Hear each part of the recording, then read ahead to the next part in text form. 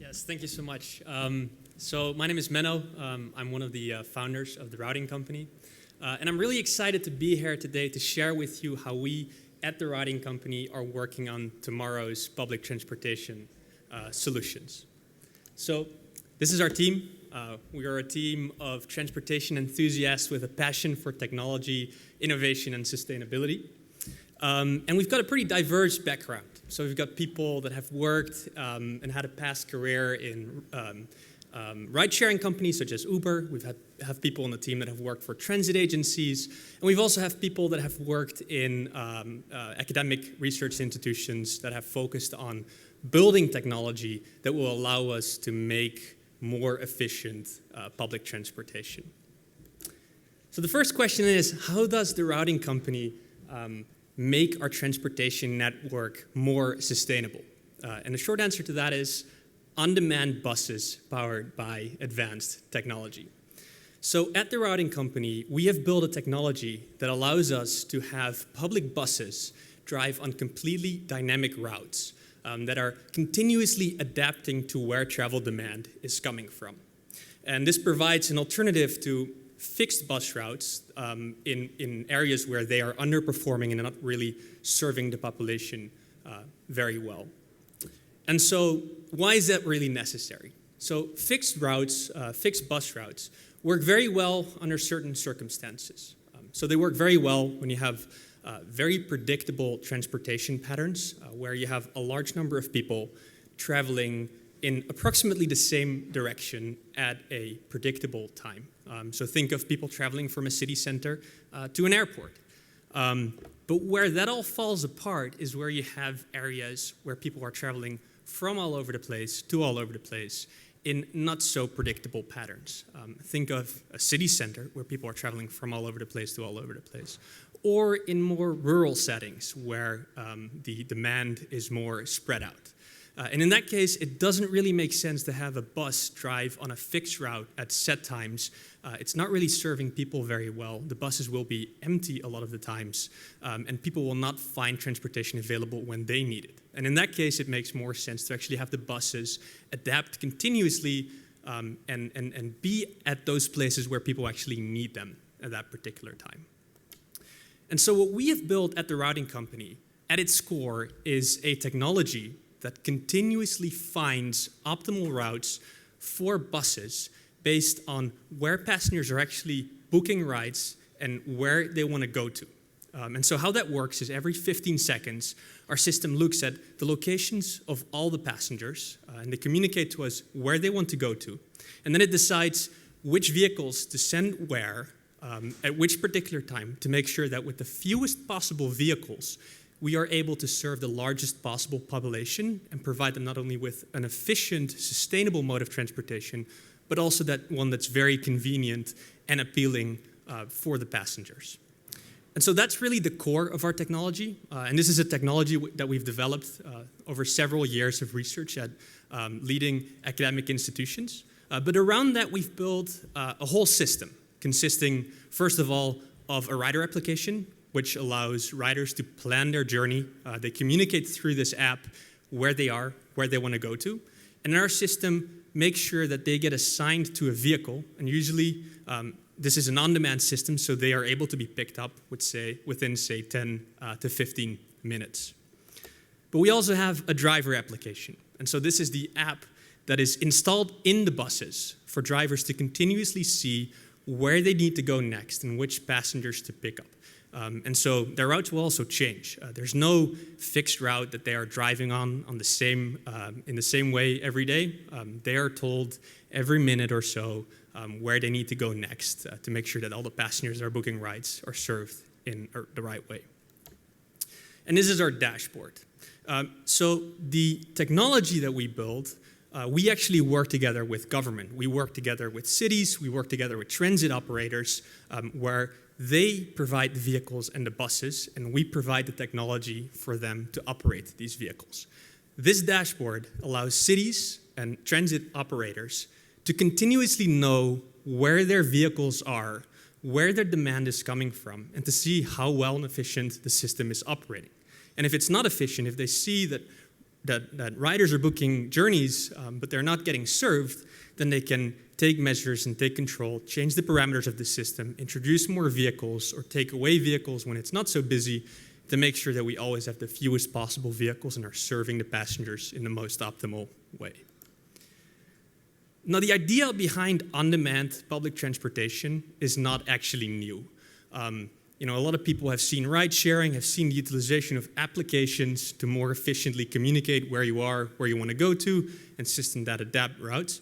But one of the reasons that it never has really worked out up till now is because it is incredibly difficult to find efficient routes. There is such a large number of possible routes, number of possible sequences in which vehicles can pick up and drop off these passengers, that it takes even modern computers just too long to come up with routes. So remember, we're recomputing all the routes every 15 seconds. And so we need to do that computation within several seconds.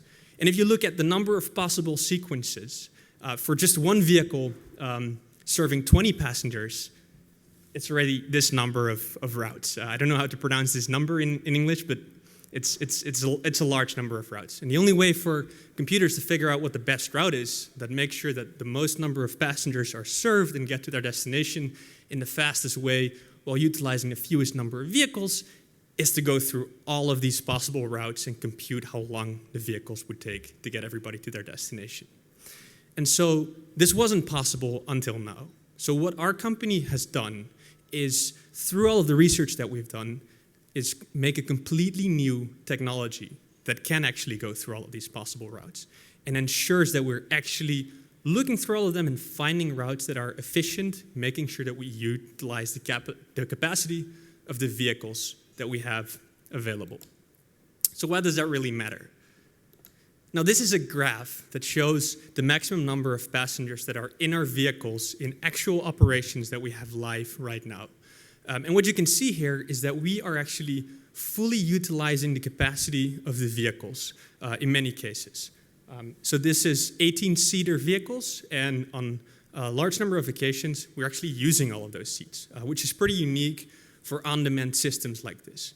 The more passengers you're combining in the same vehicle, the more complicated the routes are and the more difficult it is to compute them. But also, it's important to use those seats that are available because otherwise you're not really using the vehicles in an efficient way. And what that leads to and what that looks like is this is actually one of the routes in an operation that we have live. And we see these kinds of very complicated routes very often. And so what you see here is all those blue dots are pickup locations and red dots are drop-off locations. And those pink boxes are our vehicles. The great thing is this is not just theory. Our on-demand fleets are already making a real impact on communities and on the environment. And we're really just getting started.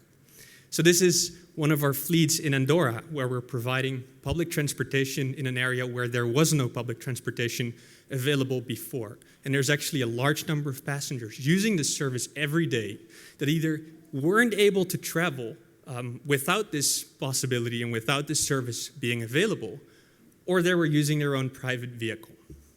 And this is one of our other applications that we're currently running in Seattle, in the US. And then finally, this is one that we're particularly proud of because this is an operation that we're running in Ondemand in Scotland, very close by to where we are right now. So the great thing about this is that we actually, on a daily basis, see how this impacts riders. And so on the left here, we have a testimonial from a rider that is using this service on a daily basis, that because of a medical condition wasn't able to move around effectively anymore. And this has given this passenger back independence and the possibility to just go to a place whenever this passenger wants to go to. This other rider on the right is a rider that wasn't well served by existing public transportation. Because this is in a more rural area, fixed bus routes, they cannot operate every 10 minutes. And they won't stop directly in front of your house. They won't stop close to your house. And so it is very inefficient. It doesn't always operate when you need it. And our service is making it possible for this passenger to use the service when they need it and utilize public transportation as the main mode of transportation. And what I'm particularly proud of is that our technology, together with our transportation partners, is making this direct positive impact on communities and on the environment. We're really providing a mode of public transportation that is both sustainable but also convenient. And at the routing company, we really believe that that's the future of mobility. Thank you very much.